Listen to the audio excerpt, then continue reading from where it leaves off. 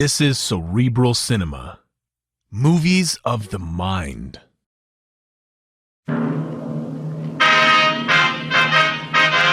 Sound off for Chesterfield. Chesterfield is best for you. First cigarette with premium quality in both regular and king size. Chesterfield brings you Dragnet.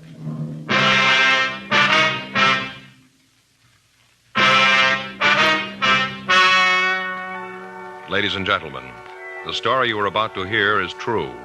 The names have been changed to protect the innocent.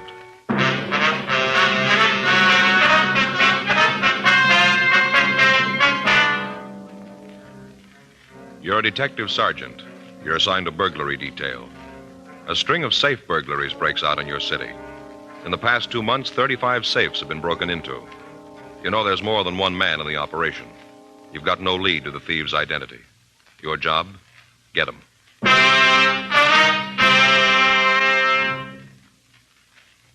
Years ahead of them all. Chesterfield is years ahead of them all. The quality contrast between Chesterfield and other leading brands is a revealing story. Recent chemical analyses give an index of good quality for the country's 6 leading cigarette brands. The index of good quality table, which is a ratio of high sugar to low nicotine, shows Chesterfield quality highest. Chesterfield quality highest. 15% higher than its nearest competitor. Chesterfield quality highest. 31% higher than the average of the 5 other leading brands. Yes, Chesterfield is first with premium quality in both regular and king size. Don't you want to try a cigarette with a record like this? Chesterfield.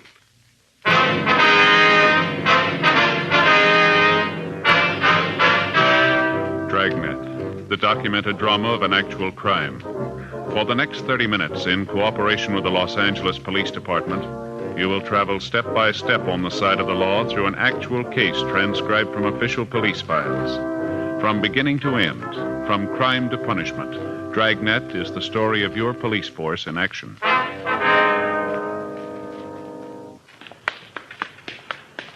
It was Tuesday, August 18th. It was warm in Los Angeles. We were working the day watch out of burglary detail. My partner's Frank Smith. The boss is Thad Brown, chief of detectives. My name's Friday. It was 1:34 p.m. when we got to the second floor of the Central Jail building, the crime lab. Couldn't sleep last night. Faye and I had another beef. Oh, what about this time? Cards, you know, canasta. Yeah? Folks next door came over after dinner and we got to playing. They play real good. Mm-hmm. And it wasn't long before we were really getting schlocked. What? You know, schlocked. Beaten. Oh. Terrible. Yeah. Last hand, they go down right away, Joe. Seemed like everything I threw them they could use. Picked up everything. I couldn't do anything right. Just kept building up mells, they did. Big thing for us was to get out as quick as we could. You know, get the hand over with. Yeah. Faye wasn't doing any good. Finally, I still don't know how they let it happen. I got enough points to go down, so I asked Faye if it's okay. Uh-huh. You have to do that, you know, ask your partner's permission to get the hand over. Yeah. You know that? Well, I've played it a couple of times. Yeah, with you, remember? Oh, that's right. Well, you might not believe it, but you know what she said? No. Just sat there, said she didn't think it was time. Is that right? Yeah. I know it's kind of picky, but there they were, the other kids just piling up points, schlocking us all over the place. Slocking. Yeah, hand went around a couple of more times. Each time I ask Faye if she wants to get out. Each time, you know what she says? No. That's it. No. Well, what finally happened? Oh, the other folks ran out of cards. Wasn't any more play, so they got out. 3,600 points. And I found out why Faye didn't want to quit. Why? Had a deuce. What? A deuce, a 2, you know? Yeah. Well, she said she didn't want to get caught with it. Yeah, well, we better get started, huh? Wait a minute, that's not the worst of it, let me tell you. All right. All night we're playing, see, all night. I'm saving cards, you know, I'm like 10s. Like to get 10s, I save 10s. Yeah, I guess everybody saves 10s. Well, I save more than other guys. We get all through, and you know what? We find out there are only 7 10s in the deck. One of them's missing. All night, there's 7 10s. Well, that's dreadful. Well, I tell you. You were schlocked. Schlocked. Couldn't sleep a wink. Friday? Yeah, right. Back here. Girl's out to lunch. Come on back. Hi, how's it going, Ray? Moving around's about all. Hot out, huh? Yeah, paper says it's going to go over 90 today. Too hot for me. Yeah. Well, how you coming on the job this morning? Just finishing up. Looks like the rest of them. Yeah. Got some pictures here. Take a look. Here's pictures of the marks they left on the door this morning. Mm-hmm. See those 2 long scratches on the wood? Yeah, here? Yeah, now, over here, here's a picture from the Argosy Manufacturing Company's door. See? Yeah. Same 2 marks. Pretty safe bet to figure that both doors are open to the same pry bar. Yeah, same type of entrance made this time, huh? Yeah, just the 1 mark on the door. They know what they're doing. Insert the bar, hit it once, and the door opens. Mm-hmm. How about the safe? What do you got on that, right? Here. This is the picture we got of the room, same as the others. Standard rip job, nothing different there. How about marks? No help there. Here's the pictures. Looks like the same tool that was used on the other jobs. Did you find anything else, Ray? No, at least nothing that helps. Leighton Prince picked up a couple from the safe, belonged to the manager of the place. Nothing else that gives us anything. Well, I'd say that was the same bunch. Yeah, either that or they're lending their tools to the boys in the neighborhood. Yeah, well, that isn't likely. Cigarette, Ray? Yeah, thanks. Frank?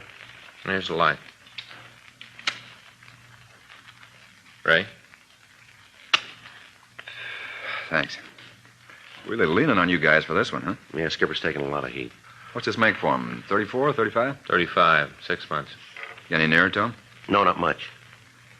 Got anything to tell how many men there are? It'd be hard to say for sure. The way they work figures about 3 or 4, maybe. Yeah, that's the way it looks. Take that number to pull off the operation as smooth as they're doing it, though, Ray. You got anything at all to work on? Well, we checked around town. There aren't any rumbles. One of the tightest gangs that we've seen in a long time. Doesn't seem like anybody outside knows what's going on. We checked the places around. Nobody's spending a lot of money they can't account for. How much they take so far? Well, what they got this morning, let's see, it comes to a little under $36,000, doesn't it, Frank? Yeah. What about you, Ray? You turn up anything we can use? Nothing that points anyplace. We know how they got in, how they hit the safe. That isn't going to help much. Same M.O. as the others. You haven't got any idea who they are, huh? No, nothing. Had any idea who they are, we could maybe use the anthracene on their tools. That's great. We got to find the tools before we use that. We got no idea where they plant them. Mm-hmm. Seems that one of your informants would be able to come up with something on it. Yeah, you'd think so. We've checked them all, Ray. No leads to the gang. Doesn't seem there's anybody in town that knows who they are. Anybody new operating around? No, we checked that out, too. We had the stats office make so many runs that they're wearing out the cards. M.O. isn't new. It's been used before, but all the possibles have been checked out. Stuff from Brereton up at CII, the other lead from the APBs, they've all been cleared.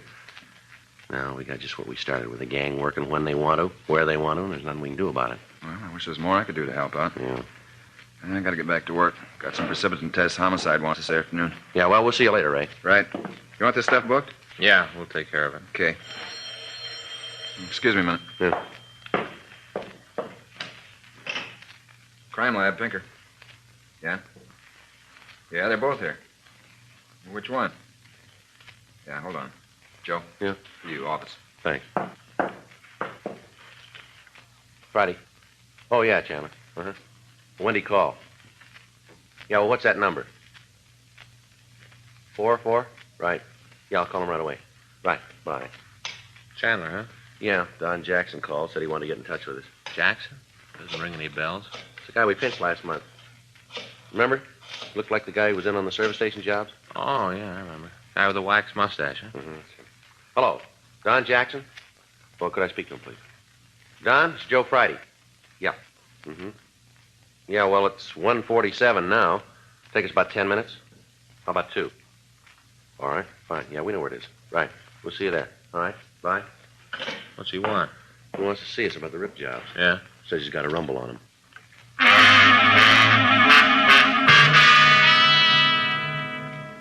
Don Jackson had been a suspect in a series of service station burglaries we'd investigated. He'd been picked up and interrogated, but investigation showed that he couldn't have been involved in the thefts.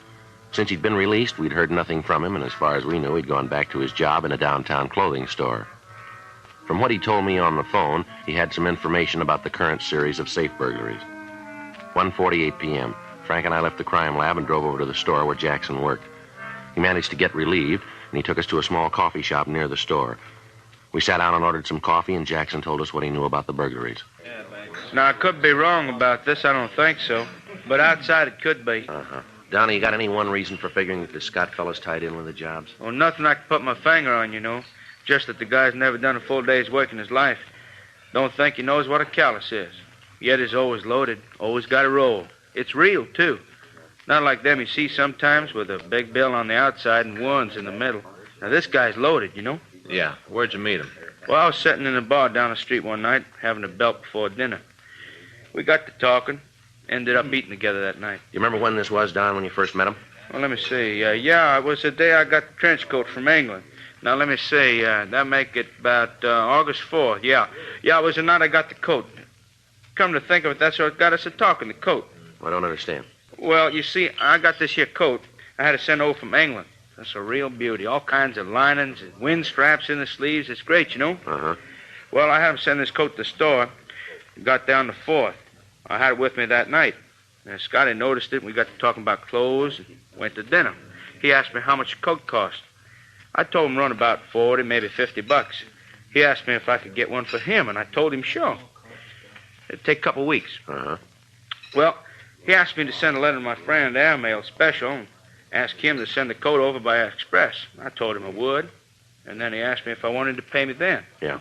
I told him no, wait till I knew just how much the coat was going to run. You know, duty and postage and all that. Yeah, I know. Well, he said that'd be okay with him. I saw him a couple of times after that, and every time he'd ask about the coat, I told him that was in the works, you know. Mm-hmm. Well, finally got the coat. It was beautiful. Never saw the guy again. I'm out $46. Crummy Scotty leave me with that coat. My own money, too. $46. I don't make enough to lose that kind of money, you know. Well, that's too bad, Jackson. But why do you figure this Scott had anything to do with the burglaries? Well, now, I just told you. For one thing, the money. Always had a lot, but he never had a job. No place to get the money. Not only that, but one night, well, I saw him. We were going out to dinner. And he said he couldn't quite make it then. That something had come up. That he had to take a rain check, you know. Uh-huh. Well, I asked him what had come up, what was so important. He said he had to see a guy over in East L.A., some sort of a business deal. You say what this deal was about? No, he wouldn't say. The next day he shows up loaded. Got a roll on him, choke a horse. Now, I asked him where'd he get it. I kid him about being one of the guys who ripped the safe in the Argosy plant. What'd he say to that? Nothing, just got real serious, you know. Asked me why I asked him that. What made me think he was in on the job? I kept telling him I didn't know anything about it. I was just kidding. He finally bought it and said it was okay, but he said I shouldn't go around saying things like that. All right, go ahead. Well, I got the coat and looked Scotty up to give it to him. Wouldn't pay for it. They lost the coat thing up or something. I don't know, sent the wrong size, and I'm stuck with it. He wouldn't have anything to do with it. I figure since I ordered it for him, it ain't my fault that it's big. He should pay for it, you know, $46. Now, any way you look at it, I laid out the dough. I figure he should make good on it. He wouldn't do it. And I got sore, and I figured that maybe you'd like to know how he acted about the Argosy job. Lousy bum. $46 that coat cost. You know where this Scott lives? No, I haven't got the slightest idea. But I got his phone number, though. I'll give you that. Can you give us a description on him? Sure, he's a sneaky little guy. No wonder the coat won't fit. Little bitty guy, you know. Yeah. Now, you say his full name is Leonard Scott, is that right? Yeah, crummy bum. I hope you get him. Well, we'll talk to him, Don. He knows something about it. I'll bet money on it he knows. Say, I don't like to bring this up, but you guys could do me a big favor, you know. What's that? No, I don't suppose you could. What is it, Don? Do you know anybody could use a size 52 trench coat?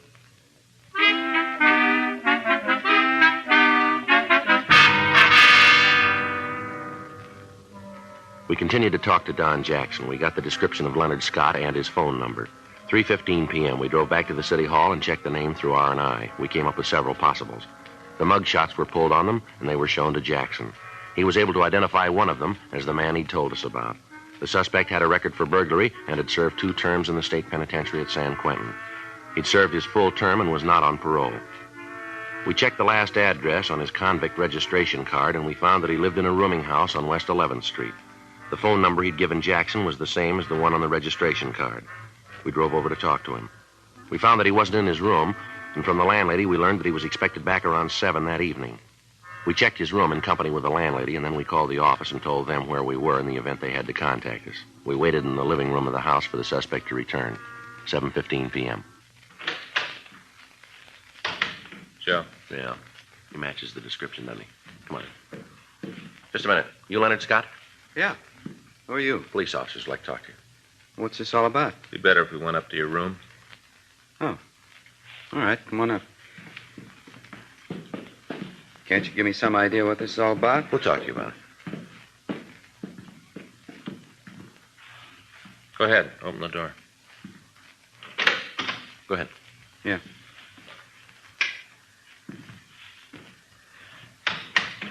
Okay, what's the pitch? You've been through it before. You're an ex-con. You know the pitch. You tell us what you do for a living? I work. Doing what? I'm a salesman. What do you sell? Different things. What's all this prove? You guys coming in here making like big men? I'm going straight. I work for a living.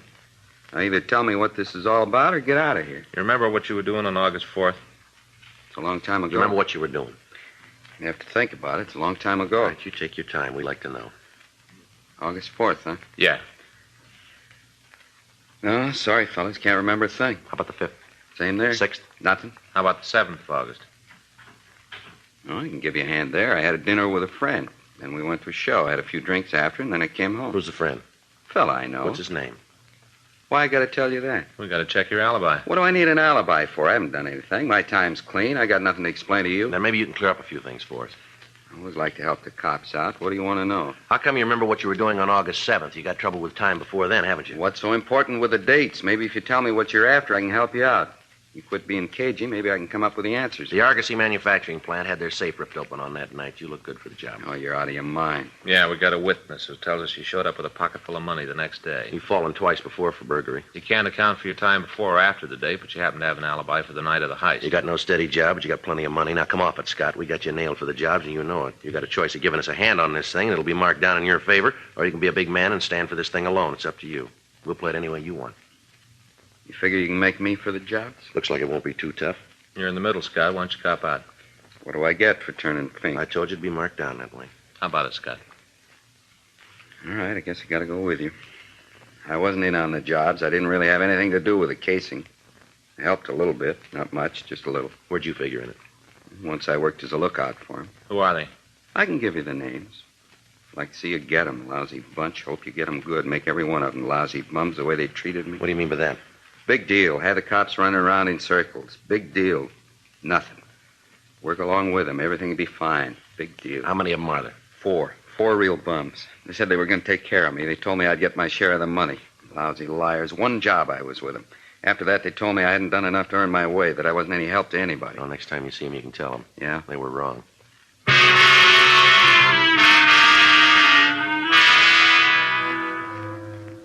We got the names of the 4 men who were involved in the burglaries. We took Leonard Scott down to the city hall and pulled the packages on the 4 suspects. He gave us a positive identification on them. We checked with Captain Wisdom, and it was decided to wait until we could catch the suspects in the actual attempt to commit a burglary. We checked out the address of the 4 suspects and got as much information as we could on them without letting them know that they were under surveillance.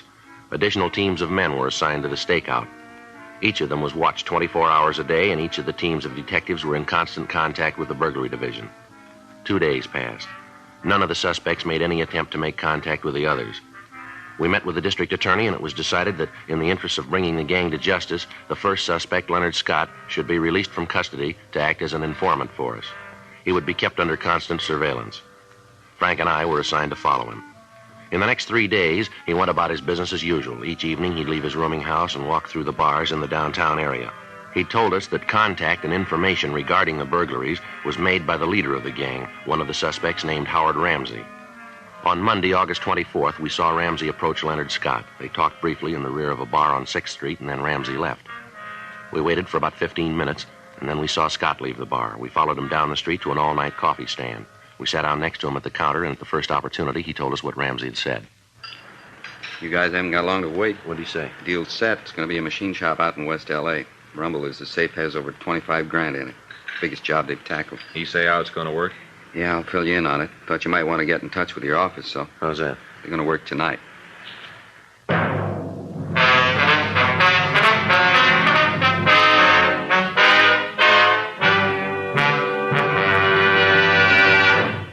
You are listening to Dragnet, the authentic story of your police force in action. Don't you want to try a cigarette with a record like this? Chesterfield, first to give you premium quality in both regular and king size. Chesterfield, first choice of young America. From a survey of 274 leading colleges and universities. Chesterfield, first to give you this report. A doctor has been making thorough examinations of a group of Chesterfield smokers every 2 months for a full year. And he reports no adverse effects to the nose, throat, and sinuses from smoking Chesterfield. Try Chesterfield, regular or king size. Chesterfield is America's best cigarette buy.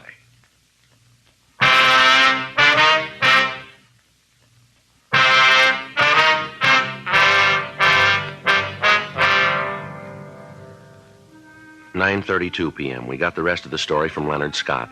The plan, as he outlined it for us, was that the 4 other suspects would not meet until they were at the plant that was to be burglarized. We got in touch with the men who were following the suspects and told them what had happened. 10:07 p.m. We met with Captain Wisdom and put the operating plan into effect. It had been arranged that all of the men following the suspects would be in 3-way radio cars so that constant communication could be kept between the units of the operation. Additional officers were planted on the roofs of the buildings surrounding the plant to be burglarized. These men would be equipped with walkie-talkies so they could keep in constant touch with each other and with us in a 3-way radio car. In this way, we could direct operations, and we'd have a complete picture of what was happening in the immediate vicinity. A blockade system was set up to be put into operation once the suspects had entered the trap so that escape would be impossible. 11:45 p.m. The plan was completed, and the men involved were in their assigned positions. We followed Leonard Scott to his rooming house, and he changed to his working clothes. He came out of his house, and we followed him out the freeway to Hollywood. From there, he drove out Sunset Boulevard to Whittier Drive in Beverly Hills, and then he went out Wilshire Boulevard toward West L.A. As we drove, we could hear the other units reporting the position of the men that they were following. All of the suspects left their homes at approximately the same time, and it looked as if they would get to the plant within a couple of minutes of the scheduled time. Scott had told us that they would not meet at the plant, but they'd rendezvous at a drive-in a couple of blocks from the plant. There, they would be given their instructions. 2:16 a.m., the 5 cars pulled into the drive-in, and after a brief conversation, they all left and drove toward the plant. 2:23 a.m., all the police units got into their positions as arranged. Frank and I took up our position, and we listened to the reports coming in over the radio. Unit 1KY80, Unit 1KY80, Rubles, come in. Unit 1KY80 to Rubles, go ahead. I'm on the roof of the building directly across the street from the factory, Joe. I can see the suspects now. How many of them are there? I can see 3. I think there's a couple more at the corner as lookouts. Hey, Donovan's down the block. Maybe he can see the others. Unit 1KY80 to Donovan. Come in, please, over. This is Donovan. Yeah, there's one of them on the corner down here. He drove up and got out to take a look at the motor of his car. He's over there working on it now. This Rubles, I can see another one at the other corner. He's changing a tire. Got the jack under the car, but he's not trying to get the wheel off. The others are at the factory door now. You see anything where you are, Joe? Not much. Shadows across the street. I can't see the doorway. What are they doing now? They're inside now. They forced the lock on the door and got inside. Door's closed. Now, I can't see him anymore, Joe. All units, this is Friday in Unit 1KY80. All units move in to apprehend suspects. Repeat, move in to apprehend suspects. Units 2R4, 5, 6, and 7, and Unit 2R20 move to blockade positions. All right, let's go. Right. They got the place covered in back, okay? Yeah, all covered. All right. This ought to do it, huh? Right. All right, let's go. Yeah.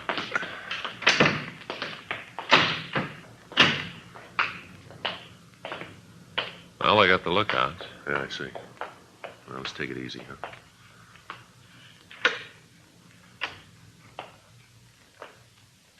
See him? No. There's a light back there. Looks like the office. Wait a minute. Yeah. All of them must be back there. Sounds like they're putting the bar into the back of the safe, doesn't it? Yeah. Rubles? How's it going? They're in the office now. You want to move in from that side? Right. All right, let's go. All right. Come on, get on it. We haven't got all night. That safe built like a sardine can. There's no reason to take this long. We're doing the best we can. We got the 1005 bricks giving us trouble. Here, let me take a look. All right, hold it right where you are. Cops, let's get out of here. Watch him, Joe. I'll get him. Right. Come on, Ramsey. You got no place to go. The building's surrounded. Back here, Joe. Get out of here, cops. You're never going to take us. Hold it up. Don't shoot anymore. I give up. Come on, cops. Come on and get it. He ain't talking for me. I've had it. I don't want any more shooting. I give up. All right, throw your guns out here. He's mine. All right. Come on out of there. Get over there. Get your hands back of your head. Stand right there and don't move. I gave up, didn't I? I didn't want any more of it. Come on, Ramsey. Your partner was smart. Why don't you play it that way, too? You come and get me, cop. All right. You win. I'm out of shells. Don't shoot. Throw that gun out here. All right, now come on out of there. Keep your hands back of your head. Come on, move. That's good right there. All right. Come on, Ramsey. Over there next to your partner. Now stand still, both of you. Put your hands against the wall. Stand still, don't move. All right, they're clean, Joe. All right. There were 3 of them. Where's the other one? I made a break for the front door. They got him out there. Lousy luck all the way around. How'd you know? Who told you? That doesn't make any difference. Well, somebody had to tell you. You'd never have found out if somebody hadn't told you. Yeah, that's right. Come on, let's go now. Well, who told you? Who turned Fink? Somebody had to tell you, didn't Well, he? don't you worry about it, mister. What do you mean? You're going to have a lot of time to figure it out. Now, let's go.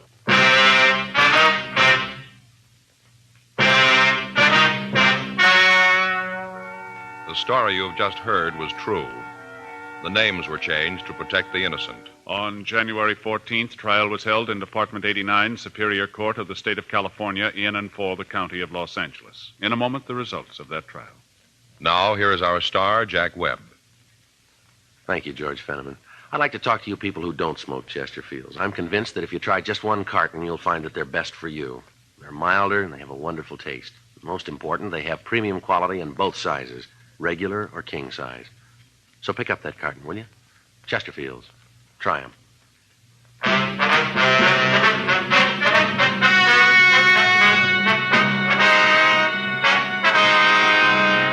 Howard Allen Ramsey, Jack Irwin MacArthur, and the other 2 suspects were tried and convicted of 15 counts of burglary in the first degree. They received sentences as prescribed by law. Burglary in the first degree is punishable by imprisonment in the state penitentiary for a period of not less than 5 years.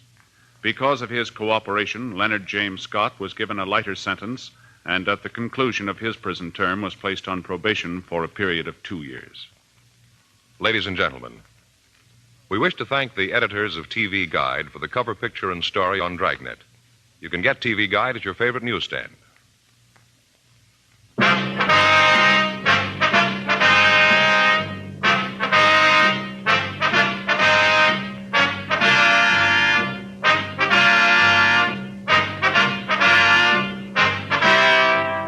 You have just heard Dragnet, a series of authentic cases from official files. Technical advice comes from the Office of Chief of Police W.H. Parker, Los Angeles Police Department. Technical advisors, Captain Jack Donahoe, Sergeant Marty Wynn, Sergeant Vance Frazier. Heard tonight were Ben Alexander, Olin Soule, Vic Perrin, Jack Crucian. Script by John Robinson. Music by Walter Schumann. Hal Gibney speaking. For a million laughs, tune in Chesterfield's Martin and Lewis Show, Tuesday on this same NBC station. And sound off for Chesterfields. Either regular or king size, you'll find premium quality Chesterfields much milder.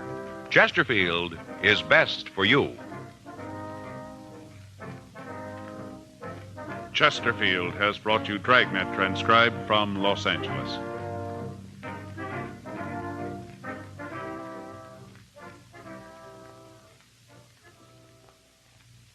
Now, new Fatima has the tip for your lips. Fatima tips of perfect cork. King size for natural filtering. Fatima quality for a much better flavor and aroma. So remember, new Fatima has the tip for your lips. Fatima. See how smooth they are. Remember, Fatima is made by the makers of Chesterfield, Liggett and Myers, one of tobacco's most respected names.